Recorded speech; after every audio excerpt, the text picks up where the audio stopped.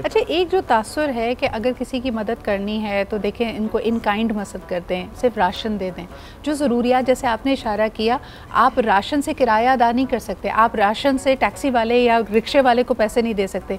पैसे की जो ज़रूरत है वो अपनी जगह है, लेकिन लोगों को सोचना पड़ेगा जिनको खुदा ने दिया है।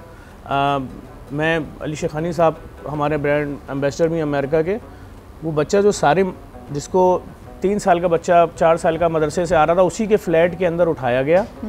उसकी माँ चीखती रही मेरा बच्चा कहाँ है, 7 दिन तक उसको उसी फ्लैट में ज़िंदा रखा गया।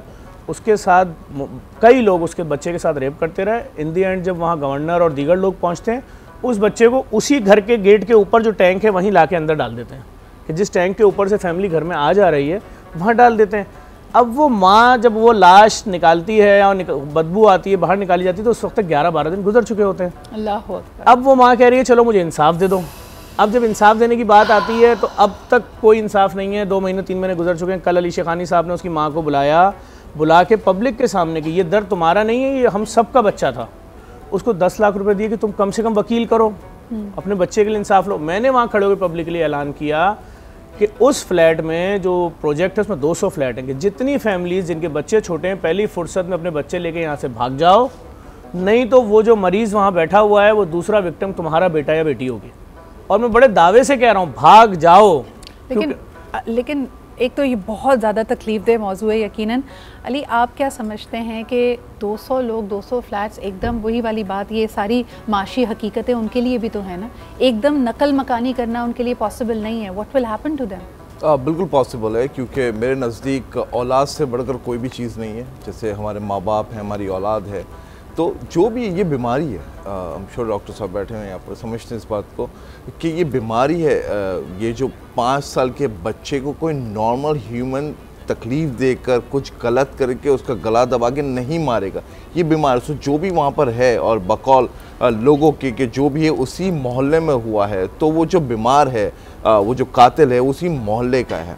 जब उसको मालूम है एक कर चुका है या पहले भी इससे पहले कर चुका, खुदा जाने, राइट, तो अब दूसरे का भी हो सकता है। तो जो अल्लाह ना करे कल कोई और ऐसी खबर आए कि कोई और बच्चा वहाँ पर इसके के साथ ऐसा हुआ है, सो उससे बेहतर ये नहीं कि वहाँ से निकलने की कोशिश की जाए। अली, मुझे बताएं, आपका ज़्यादा वक्त अमेरिका में गुजरता है, वहाँ अगर हम इस तरह के हालात या वाक़यात के बारे में सुनते हैं तो हम कहते हैं कि जी दीन से दूरी एक बड़ी वजह है।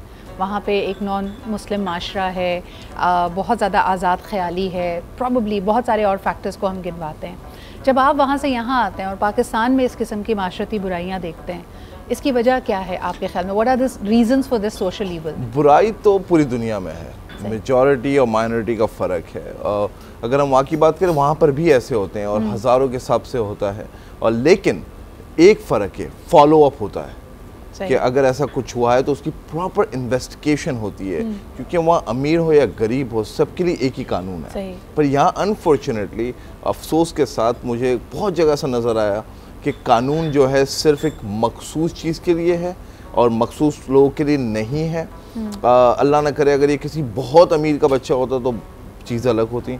अब एक लोअर मिडिल क्लास फैमिली का अगर बच्चा है तो उसके लिए चीज़ें अलग है। आपकी बात से मुझे याद आ रहा है इमाम अली का एक कौल कि अगर 3 चीज़ों के लिए आपको अपनी जेब की तरफ देखना पड़े तो समझ लो कि वो माशरा मुर्दा है और वहाँ पे कोई एहसास बाकी नहीं है। वो 3 चीज़ें हैं, अगर आपने एजुकेशन हासिल करनी है, अगर आपने इलाज मुआवजा करवाना है, या फिर आपने इंसाफ के लिए किसी दरवाजे पे दस्तक देनी है।